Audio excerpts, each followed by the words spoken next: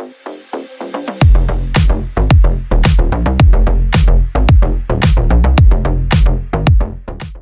mean, I grew up in Detroit, and I had never heard of him before. So maybe give me a little bit about his story and then how you got in on his staff, and then how you got into the position where you are now. Yeah, so he's a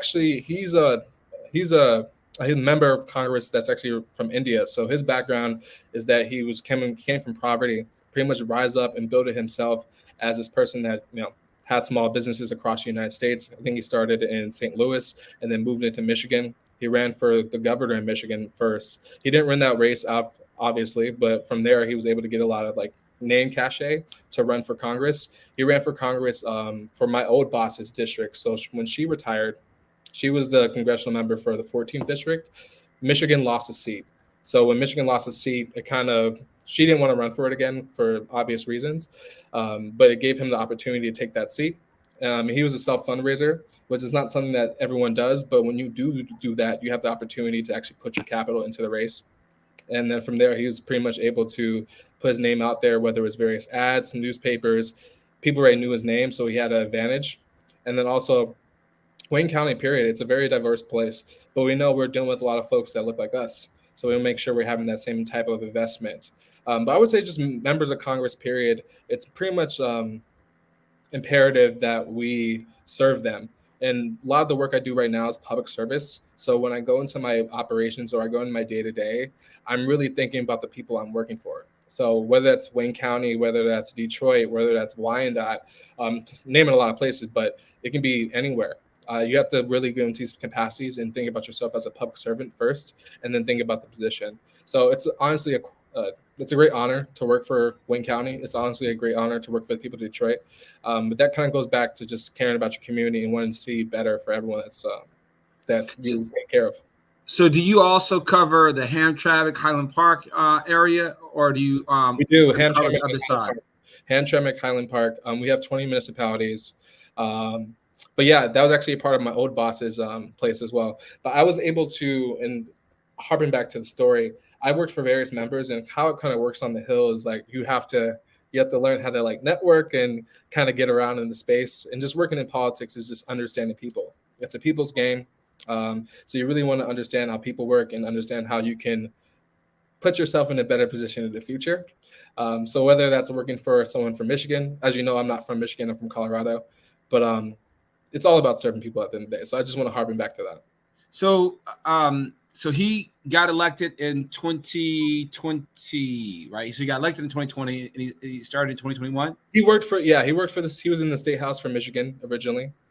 Did that for I think one term, and then he ran for Congress, won that seat, and then started this year. As you know, we were. So he started in 2023. This is his first year, yeah. Okay, so this is his first year, 2023. He's a freshman member, so it will be a little bit different if he wasn't a freshman member, but he's a freshman member. Okay, so okay, cool. So. Yeah. Hey, no, a member of Congress is a member of Congress. That's not no small feat at all. And he ran. What was the name of his businesses back in Michigan? He owned a lot of labs. So a lot of the businesses he had were labs. So he had various labs. He's a PhD chemist. So he owned a lot of businesses, and there were a lot of labs. So they were manufacturing pharmaceuticals. That's mainly okay. Good deal. That's a great story. And which city in Michigan does he live? He lives in Grosse Pointe. I'm pretty sure. Grosse Pointe. Okay, yeah. We played them in tennis. They were much more wealthy, so therefore they had tennis camps so they could go to. And our team from Highland Park, we barely had. We had very nice tennis courts at that time, but now it's in fact the entire high school, as you know, has been demolished, and that's a sad story to see. The type of devastation that has happened in places like Highland Park and whole communities over there. But there are a lot of folks who still have the desire to do more development in the area, and I know the congressman is going to work hard to advance that. Let me ask you this, and I know you actually had the chance to work with Mike McQuarrie, right? Because he was. Can you tell us about that opportunity? You working initially with Mike, and then you stepped into this position. Yes, yeah. So Mike left about 2 months ago, but he was the original chief of staff. But within the roles, there's various roles across Capitol Hill. So my background is in legislation, and a lot of legislation is like drafting bills, drafting stuff, either drafting bills or working on the committee. Each member of Congress gets assigned 2 committees, 2 or 3, depending on who you are. We were assigned small business and homeland security. But you can pretty much go for any committee. A lot of the biggest name capital committees are Ways and Means or the Appropriations Committee, because appropriation pretty much deals with all the money. Ways and Means also deals with the budget and money as well. So a lot of the folks generally go for those committees. But within the right to do with pretty much what you want to do as a member of Congress is setting your priorities. And especially for a freshman member, you're setting the priorities and setting the markers for next Congresses. So you might not, especially in the minority we have right now, we're not necessarily that focused on like passing legislation, but we want to make sure we're setting the markers, because I know like Detroit, greater Detroit, a big problem is flooding. So we're going to have a bill with flooding. We care about education. We want to do with education. We're going to have a bill for education. Small businesses, and it's important to the congressman. So we're going to make sure we're doing small business development as well as workforce development. So it's really just carboning these issues. And actually, to harping back on tech, there's a lot of things that we're seeing right now regarding like AI and seeing how those new processes. And a lot of this legislation we have in tech and we have in technology, period, comes from 1996. With the Telecommunications Act. So there's a big point in terms of like actually modernizing Congress when it comes to tech, modernizing how we deal with cell phones, modernizing how we're dealing with these new technologies that haven't been drafted into legislation. So I would feel like it's so important with the work that's happening with this Kappathon and this hackathon. Harps back onto that we need to modernize a lot of the work that we're doing, because things are going to change in Congress and legislation needs to get involved with that. Excellent. Well, we're getting ready to start opening up the floor to students who are here to give them an opportunity to ask some questions of this young man who's not too far from where you guys are. And now he's a chief of staff. That's the top position on Capitol Hill, working for a member of Congress. So the next person next to the congressman is the chief of staff. So again, it's an amazing experience. Now, let me mention about your role in the Committee on Homeland Security, and the ranking member there is still the congressman from Mississippi, right? Benny Thompson, right? Benny Thompson. Benny Thompson, and then the person that he's the ranking member, and then the chair is Rep. Green from Texas. But that actually hops back onto the tech part, because a big part of Homeland Security is actually cybersecurity. Exactly. And cybersecurity goes back to the points of like a lot of the things we're seeing, and this is not more of a Homeland Security part, but you're seeing like local municipalities that say they have like 2,000 folks. Someone goes and hacks their whole entire servers, and for like a ransom note or whatever it is, they have to pay like a bunch of dollars. So that's the thing we're actually dealing with in Congress right now. So cybersecurity is a big point, as well as that's why I'm just harping back into the point. We have to modernize technology, especially in Congress, and we want to make sure we're serving this out. So if you guys have any helpful ideas, I know you guys are involved in this space more than I are. Please feel free to let me know. Absolutely. So let's maybe give some questions to the speaker here, so he can, maybe answer those. But one question I have, going back to your oversight of the Committee on Homeland Security, which subcommittees are you all part of in that committee? So for Homeland, we're actually involved in maritime and transportation. He's ranking member on that committee. So one of the biggest ports in Detroit, one of the biggest ports in Michigan, in just period, is the port from Detroit to Canada. So that's goes with a big part of like maritime and making sure we're involved with that. And then small business, where contacting and infrastructure is the other one that we're involved in. But he has 3 committees on Homeland Security, and he has 2 committees on small business. Okay, so infrastructure and then maritime. Those are 2 committees, huh? Maritime on Homeland Security, yes. Maritime and Homeland Committee. And what's the other subcommittee on Homeland Security? Homeland Security. He is involved in, actually don't cover Homeland Security, so it's a okay. bigger context to that. Right. But he's involved on border security enforcement and oversight and investigation and accountability. So when they come over on the 118th Congress, they do change the names on that. So it's fairly different. And the small business, the other one he's involved in is innovation, entrepreneurship, and home force development. Oh wow, those are great committees, especially innovation. And quite frankly, this is a question I could ask while we're waiting for some other questions from the audience. What do you think we learned from the PP? It was called PPL loans that the PPP loans. PP. What was it called again? PPP. PPP. No, what was it called? I know what you're talking about. You're talking about like the fraud problem in small business. The PPP loan, right? Yeah. And let me ask you this, because I remember when we were working with small technology companies to try to get some of that money. Mm-hmm. We heard how some people got it, and a lot of people who we were represented didn't get it. And it seemed as though that the money pretty much was tied to your credit worthiness. So if you could borrow money from a bank, you could pretty much get money for your small business. Mm-hmm. But the problem is that a lot of people with great ideas may have to have maxed out their credit cards. You know what I mean? And they're, really running on, basically a shoestring of living. But if they have the right amount of money, and we've seen this. I mean, you look at, for example, Facebook. Facebook is founded by somebody who himself was a college student who probably couldn't qualify for much more than a college loan. You know what I mean? So, what do you think your boss might do? Because he's an entrepreneur himself, so he knows, this firsthand, to change some of the qualifications for the Small Business Administration, so they can start making monies available for people who might not be able to qualify for loans. Because especially for people of color, our credit history, as you know, has historically been lower than others.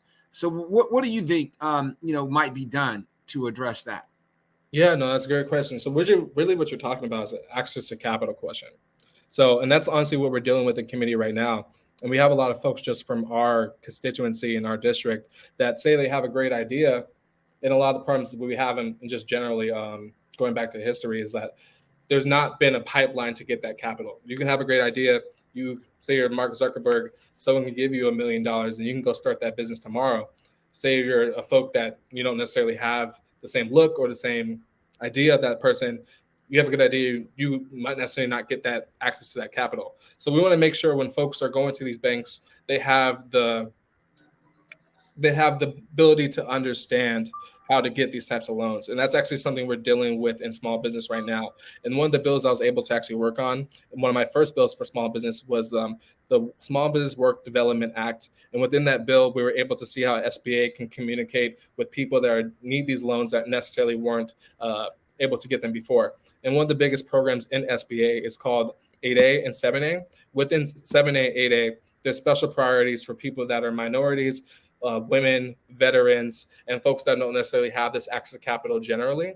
But what you said is mainly just an access to capital point. And that's something I'm trying to figure out. That's something the Congressman cares about right now. But we want to make sure when folks have a good idea or they want to work on small businesses, they're able to carry that out, whether they have $100 or they have $1 million. We want to really make sure that folks have the ability to do that. All right, we have a student who has a question. Dylan Gay. Again, students, this is your opportunity to win some prizes. So again, I want to let you know, all you got to do is ask a good question here. So Dylan, let's answer Dylan's questions.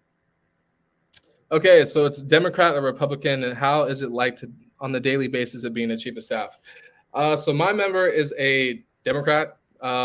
So he cares a lot about social programs. He cares a lot about access to capital. Not saying that Republicans don't necessarily care about those types of issues. We want to make sure we're hopping back those as a Democrat. No. And to actually go back to the daily basis of being a chief of staff, I would say it's very hectic, very hectic.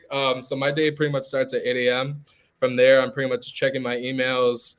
I'm talking to the congressman. I'm talking to people on my staff. Mainly one bigger person. Sit down and ask a question. Hurry up. Yeah. So one of my biggest part of my job is actually managing my staff and then managing the congressman's thoughts and expectations. So I'm doing that at 8 a.m. I'm sending emails. I'm getting coffees. I'm talking to folks. And then as well as I'm actually making sure that people understand the priorities of the member and making sure that we're able to construct that, whether it's legislation, whether that's communications. One of the biggest parts of the office is communications. So whether that's Twitter, Facebook, Instagram, making sure we're putting up the congressman's thoughts and his views, or legislation. So legislation, it can be a bill, it can be a House resolution. It's working with the Senate. Each member of Congress works with other people part of the delegation. For Michigan, we have 13. So this is all things I'm talking about in like probably the first hour of my job. I don't, from that until like 12 o'clock, pretty much just working, sending emails, drafting legislation, writing tweets, talking to people in the district, talking to stakeholders. By stakeholders, I mean lobbyists. This can be about various issues that are happening in the district. And our district's fairly big. It's Detroit, so that's a major city, one of the most major cities in the United States, period. So I'm pretty much doing that until like about 2. From 2, I'm checking what's happening in the district, seeing how we need to address something or see if there's something that we need to do legislatively. As well as working with the caseworkers to ensure that they know what they're doing. I don't take a lunch break. That's not really a thing for me. Sitting on my desk. And then I leave and I do votes. And so I vote on a lot of issues, whether it's last week they're voting on Halt Fentanyl Act. The week before that, they're voting on the Halt Fentanyl Act. And before that, they're voting on the debt ceiling. So giving the votes on the congressman. So from about 8 p.m. to about 8 a.m. to about 8 p.m., pretty much at my desk, sending emails. Next question. Do you ever feel pressure put on you because you're the chief of staff? It's not a bad thing to, get pressure. I feel like as you get older and just being in the positions and caring about your job is having pressure. So you can't really be taken aback by the pressure. But yeah, these jobs are very high stress, high involvement, high work. But you have to connect back to the part that you're taking care of people. You're a public servant. So you really got to understand that these jobs are for people that care about people. If you don't care about people and you're working these long hours and you're doing all this work, it really means nothing to you. But for me, it means a lot because I can understand the work that it's going back to people. Next question. Given the rapidly evolving technology landscape and increasing importance of our cybersecurity as a young and savvy chief of staff, how do you envision striking a delicate balance between fostering innovation and ensuring a robust cybersecurity measures to safeguard our nation's critical infrastructure, sensitive data, and democratic processes? So that's a big question. Sounds very technology-based, if you know what I mean. Good job, though. I would say, honestly, the biggest parts I'm trying to make sure is within cyber communication is municipalities, and then go back to that point, ensuring that municipalities have the ability to understand what's going on in the space and understand that they're at threat. A lot of these folks they don't really know what's happening, so someone can hack into their mainframes and pretty much hold them at ransom. That's something the Congressman's been able to address and something we've been able to work on for a long period of time. But then to go back to the delicate balance between the democratic system, I wouldn't say democracy is at threat, but our democracy is a delicate balance that we want to make sure that we're ensuring is always kept up. As you guys saw before, the people can go to the Capitol and pretty much storm. So we want to make sure people understand what we're doing here and the balance of what we're trying to orchestrate, whether that's from a Republican or a Democrat. Why did I want to be a Democrat? This is more of just a question. I'm sorry. I can't hear you, sir. Can I ask you to dovetail on that? Because you made a big point about how people could get so frustrated with the government that they might even want to storm it. So let me ask you if you can, kind of, give a response to that question about, a lot of people, for whatever reason, might be frustrated with the Democratic Party, and so how do you, go about trying to serve people regardless of their party affiliation? Although I know that your position is very political, so you have to, do what you have to do as a junior member of the, of the caucus. But but what do you do to, especially because Michigan is a very independent thinking state in many ways, with people from both sides of the constituency. As a Democrat, are working for a Democratic member, what is your political, or what is your member's political leaning, and how is he committed to working for people regardless of their political affiliation?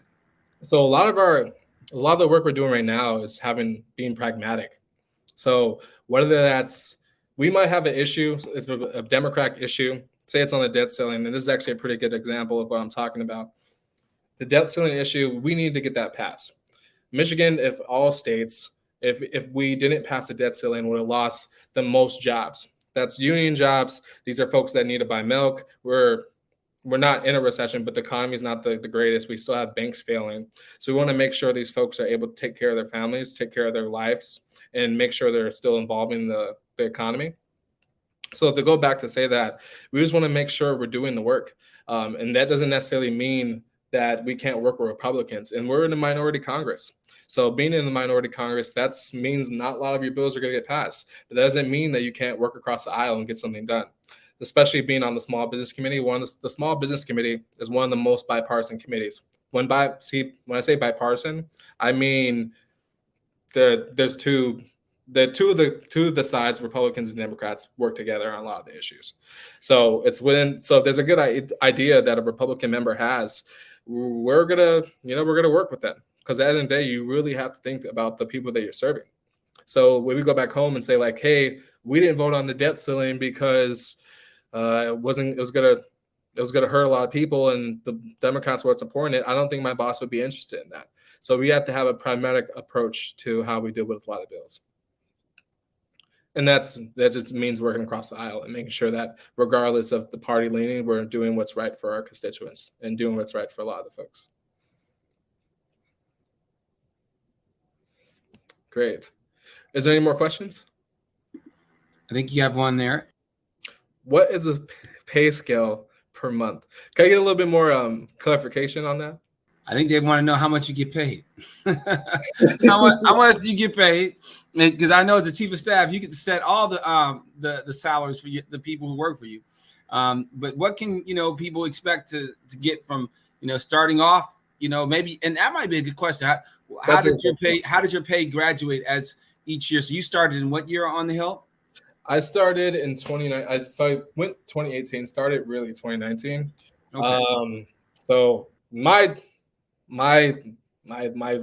lane is not the most typical.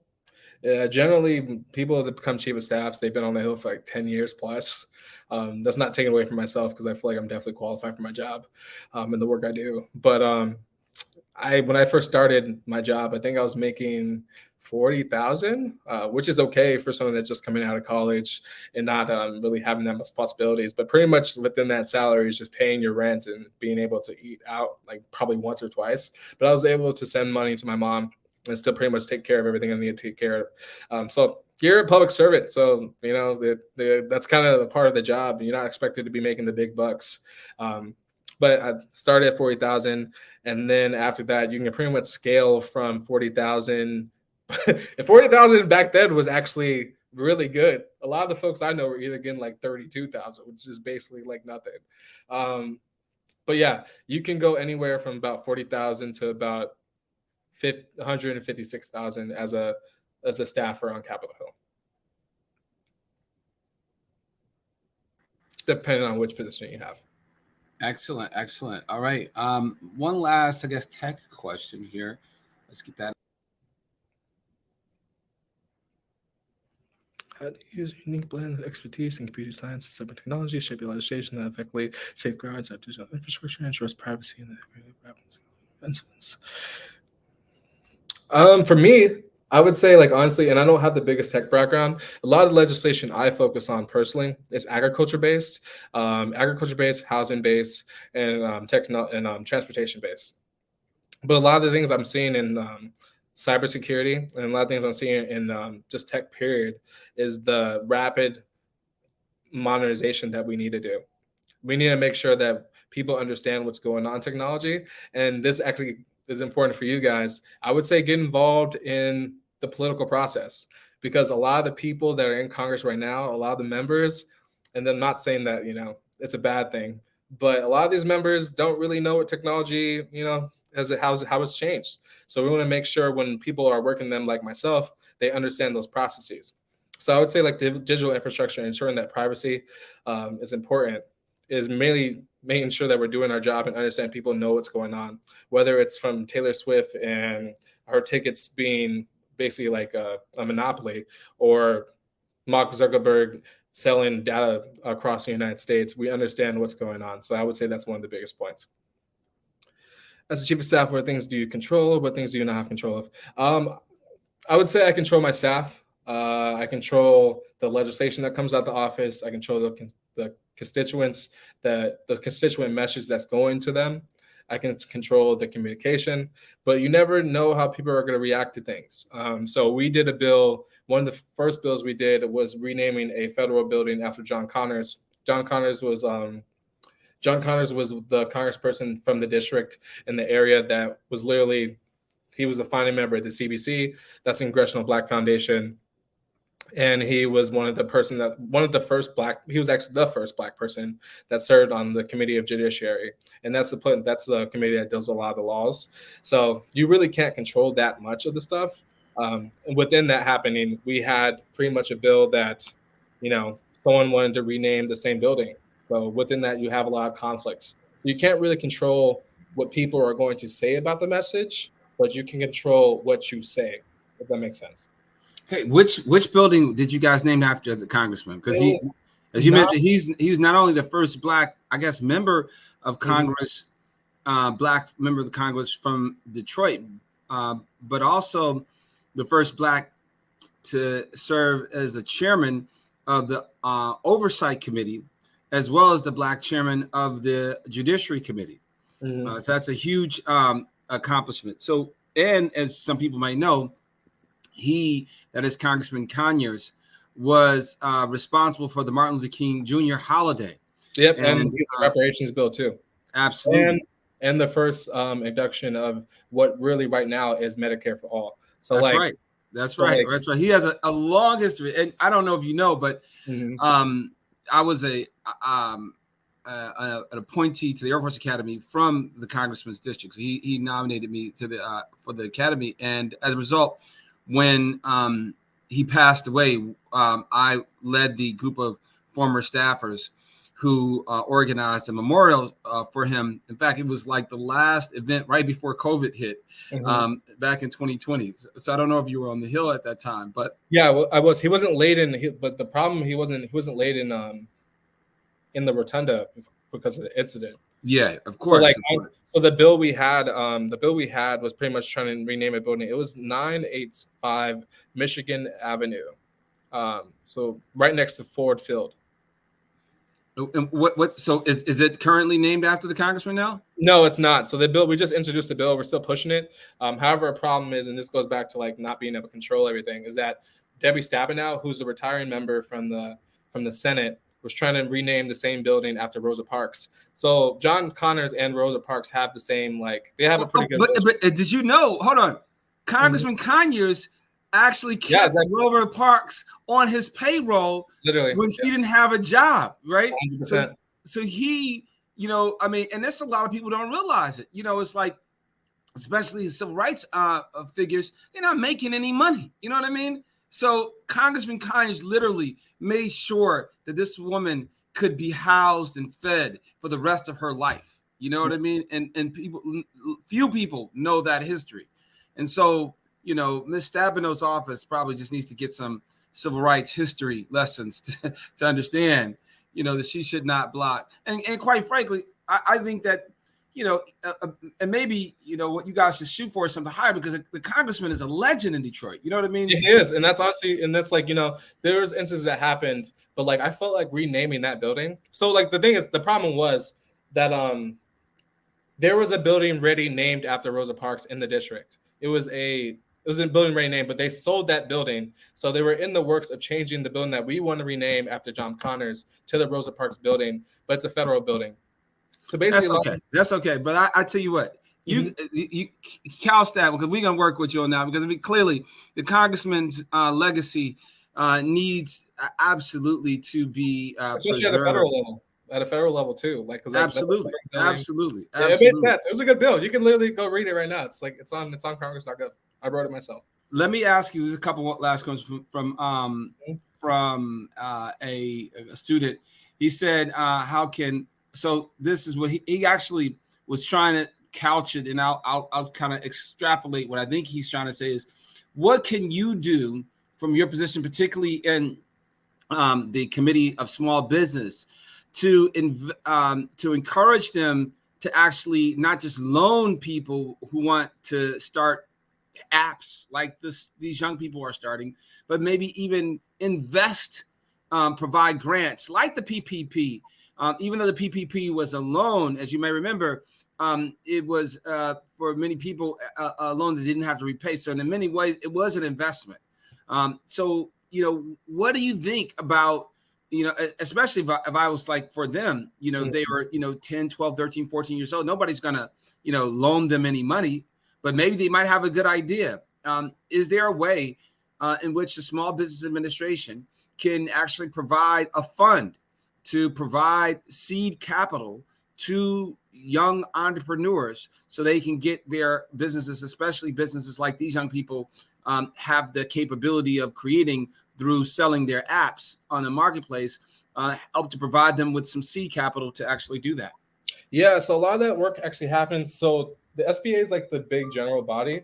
So the SBDC is a Smart Business Development Center. So I work a lot with the Michigan SBDC. And within them, they're the ones that actually do the day-to-day helping small businesses. So, and this actually harks back to the point of like a lot of folks not understanding like how to get this access to capital and how to get the information that puts you in position to get that. So a lot of the stuff I'm dealing with personally is like, yes, I want there to be more funds for people that are trying to have this type of service. I want there to be more funds for people to understand, for more people to start the businesses. But a lot of folks, especially the folks from our district, don't necessarily understand how to get this information. So that's what the Congressman's been a big part of, is putting that information out. So whether that's having a town hall on the issue, whether that's putting a big billboard in right next to Ford Field saying like, hey, these resources, this is our office, please call. Making sure people understand the investment and understanding the literacy aspect to how to actually start these small businesses and get the capital is the bigger point that we're trying to have. So I definitely want to understand. I would definitely want to work on the point of like understanding, making sure people can actually get this funding and more making sure there's more funds to this type of services. But people really have to understand how to get these services. So working with the SBA, working with the SBDC is the way to actually understand how to get a lot of these services, because they're out there for sure. And to go back to what you guys are doing, the work you guys do right now, there's special things in the SBA. When we actually signed a letter, and I should actually send you guys this letter, but there's a competition much like the Kappa youth competition that funds R&D, which is research and development investment. So literally right now, you can, if you're like a university or a university student or someone involved from a major company, you can win a competition just like this one and get seed money. And we were the people that sent that letter to SBA. So there's a lot of things out there. It's just like you have to understand what's going on. But that's a problem in itself. I do want to answer this question before I leave, though. There's one question right here. It's do you have any advice for someone that's trying to get into your field? I would say the biggest thing is making sure that you're interning. Making sure that, for me, it's like my family didn't know that much about politics. Like a lot of the folks I knew didn't really like get involved into the space before. So for me, it was like I needed people that were able to help me understand how politics works. Of course, I went to school. I actually just got done with my master's, but you want to intern, you want to get involved. So if you are interested in getting involved in politics and you're in Detroit or you're in Maine or something, call your official, call your congressperson. You can search right now. I wish I was in the chat, but like congress.gov, search your member. If you don't call your member and they don't have information how to do internships, they're not doing their job. They should be able to help you. That's their job. So I would say look for internships, look for mentors. As soon as you guys get old enough, get a LinkedIn page. As soon you get a LinkedIn page and just reach out to people, making sure you're understanding like how to get involved in the space. But mainly, I would say interning and read a lot of books. There's a lot of books on how to get involved in politics and understand the process of that. When you were at college and got the offer to work on Capitol Hill and work there, did you have a full paid scholarship in college? I did not have a full paid scholarship in college. I did not. But what actually happened with me was that there was a program, and this is actually, it goes back to the piece. There was a program that from CSU to DC, where I went to Colorado State University, that allowed for people to intern in Washington, DC. So I was able to stay in an intern center. It's called the Washington Center. And this goes for you folks that are in the DC area or just in any college period. You can intern on pretty much anywhere in Washington, DC through the Washington Center. So I would talk to your schools when you guys go to college about that program, and you'll be able to pretty much intern anywhere on Capitol Hill or intern anywhere in Washington. So if you don't care about like legislation, say you care about like civil rights, there's a bunch of civil rights organizations. You care about the environment, there's a bunch of environment organizations. But Washington, D.C. is a place to get involved in policy. It's a place to get involved in advocacy. Pretty much anything that people care about. Say you care about, you care about pizza. There's a bunch of people that make the cheese that goes on pizza that people care about, and they're lobbying on Capitol Hill. So you can go work for them too. And that's actually an ag question that I have too. So pretty much anything you want to get involved with is a good step for you guys. I do not have a PhD. My congressman has a PhD. Definitely not out of the game to get one, but I do not have a PhD. I have a master's degree in non-political management. Political management. That's the degree.